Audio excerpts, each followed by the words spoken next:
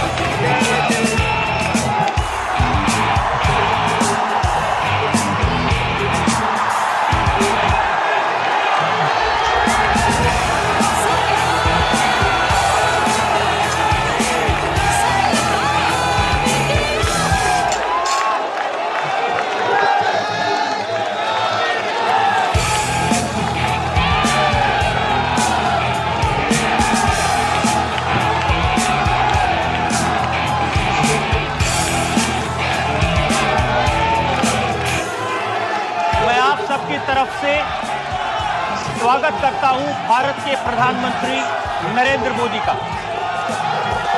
मोदी जी, बहुत बहुत स्वागत है आपका। धन्यवाद रजत जी।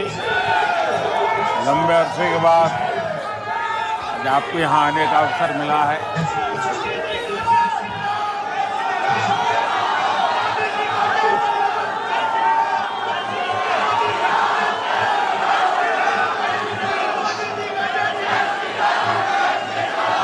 शांत हो जाइए।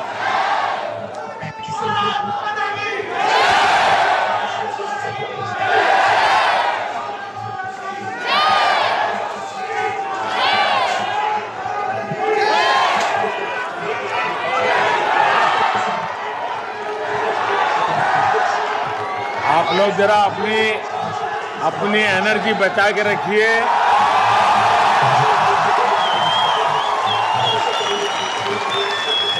मोदी जी, जब आप सामने आते हैं तो जनता में इसी तरह का जोश दिखाई देता है, उत्सव का माहौल बन जाता है।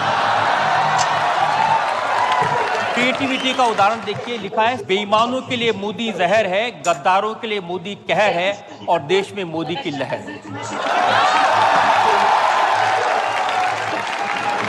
मैं स्वयं इतना दौड़ धूप में रहता हूँ तो इन चीज़ों तरफ मेरा ध्यान बहुत कम होता है।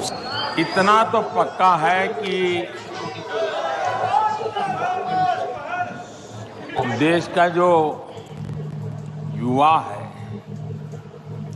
उसका जो क्रिएटिव माइंड है बहुत ही कम शब्दों में विश्वास भी प्रकट करता है। ये जनता के दिलों से निकली हुई आवाज है।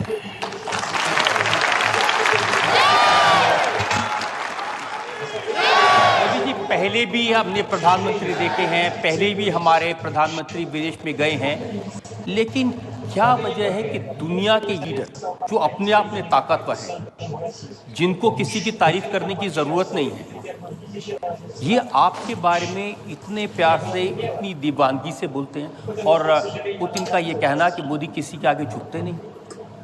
हमारे देश का दुर्भाग्य रहा कि पहले कोई प्रधानमंत्री जाते थे तो पता नहीं चलता था कि गए हैं,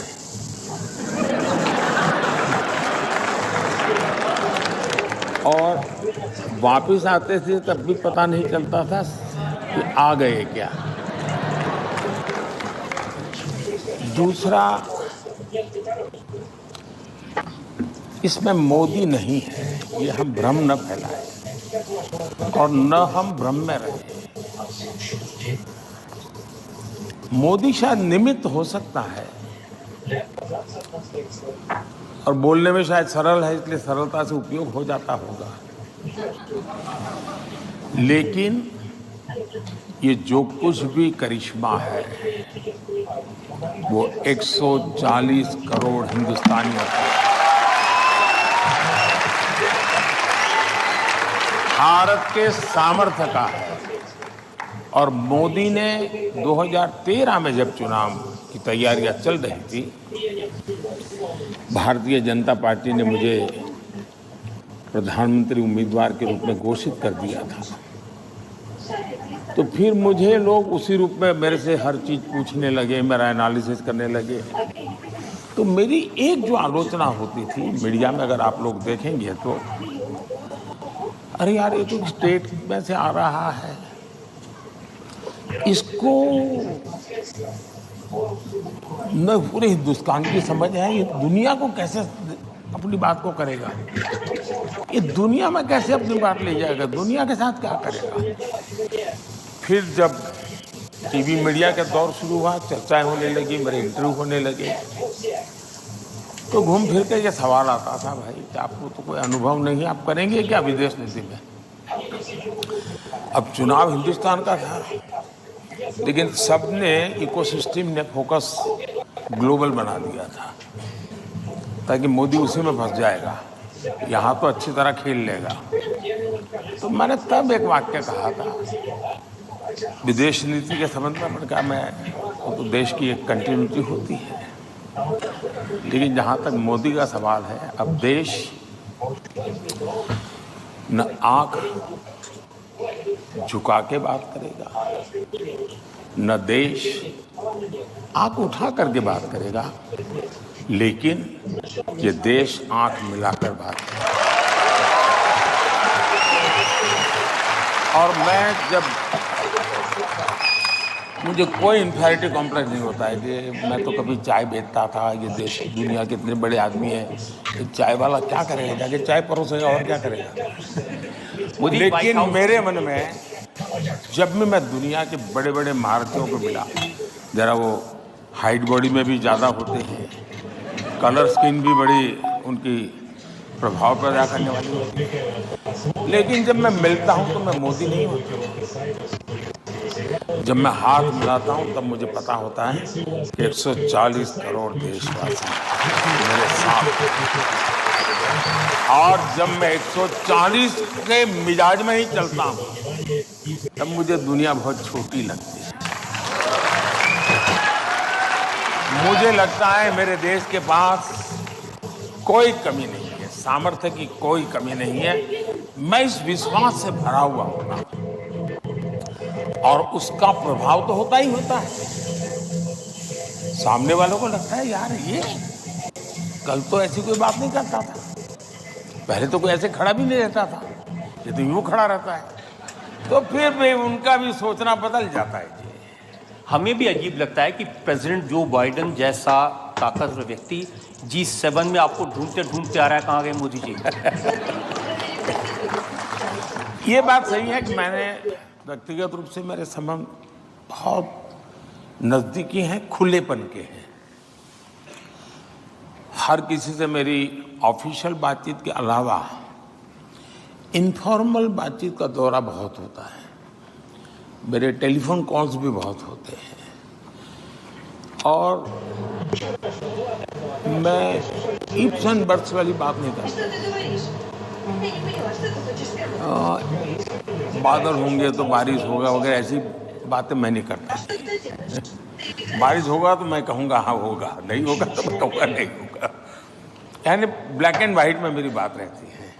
तो दुनिया इसे पसंद करती है, दुनिया गोलमोल चीज़ों के बजाय उनको पता है। जैसे मैं रशिया से इन दिनों पेट्रोलियम वगैरह लेता हूँ,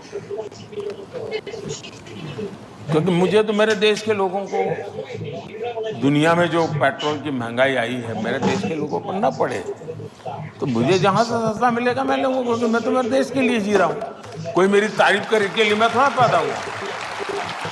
लोगों ने मुझे कहा साहब ये अमेरिका नाराज हो जाएगा, तो अरे मैंने कहा किसी को खुश करना है तो मुझे 140 करोड़ लोगों को खुश करना है, मुझे और किसी को खुश नहीं करना।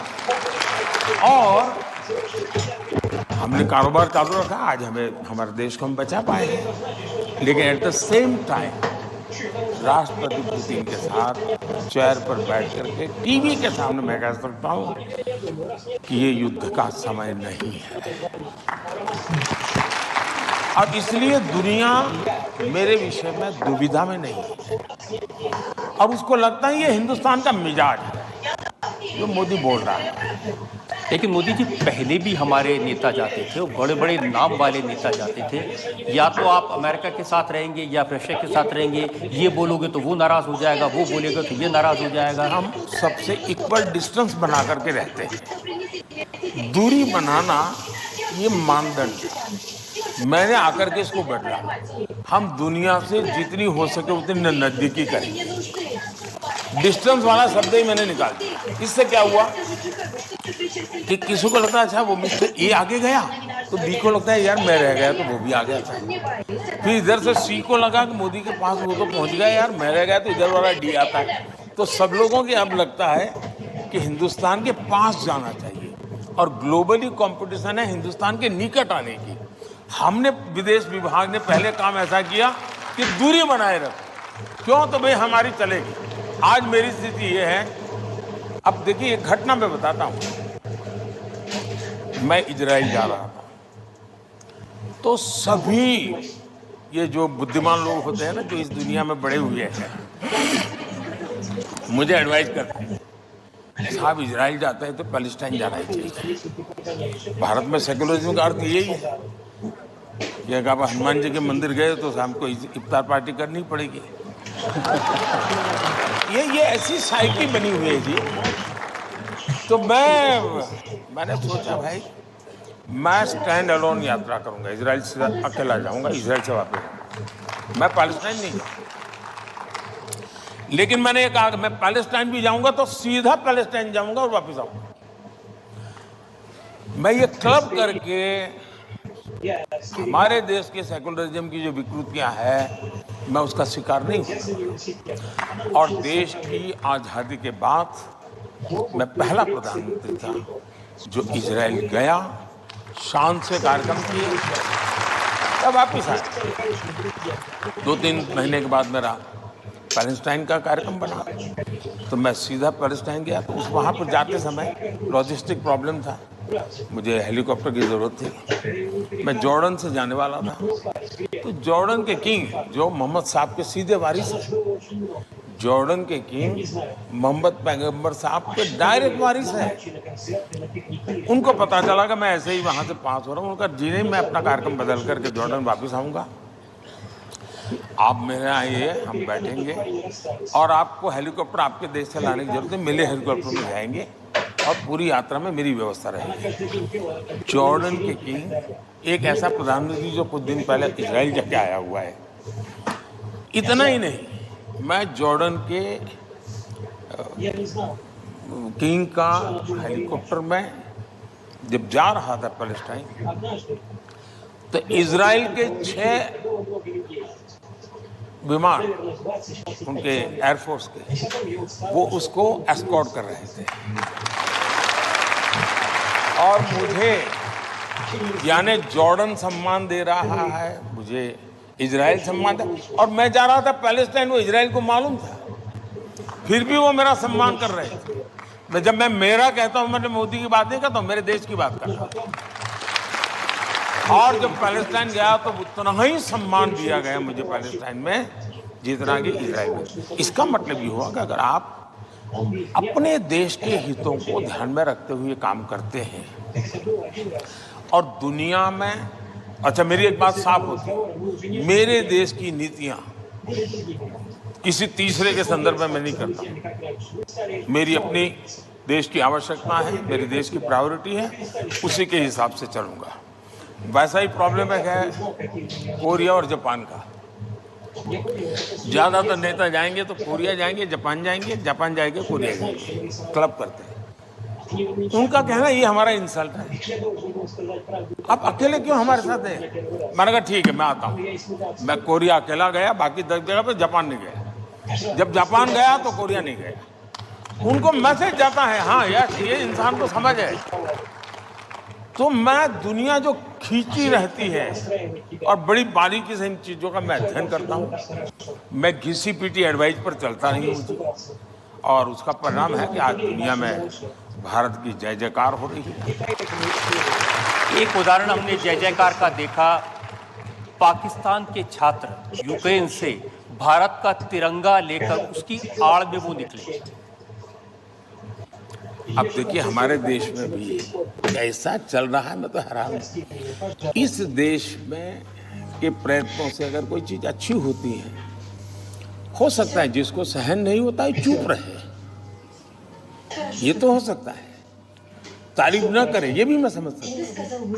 लेकिन उसके विरुद्ध मैं तो देखता हूँ, इन दिनों में पत्रकार मुझे पूछते हैं, क्या सचमुच में आपने टेलीफोन किया था यूक्रेन को? सचमुच में आपने पुतिन को फोन किया था? मैंने कहा कॉल डिटेल निकलवा दो, मैं तो क्या थक गया अमेरिका जवाब नहीं देते हुए। हम इन लोगों को क्या करूं? नहीं, ऐसा पहले कभी हुआ नहीं जी, ऐसा पहले कभी हुआ नहीं। 2 राष्ट्राध्यक्षों से बात करके अपने छात्रों के लिए रास्ता निकाल दे। इसलिए मुसीबत यही है कि इन्होंने कभी सोचा ही नहीं था कि हिंदुस्तान के तिरंगे की यह ताकत होती है।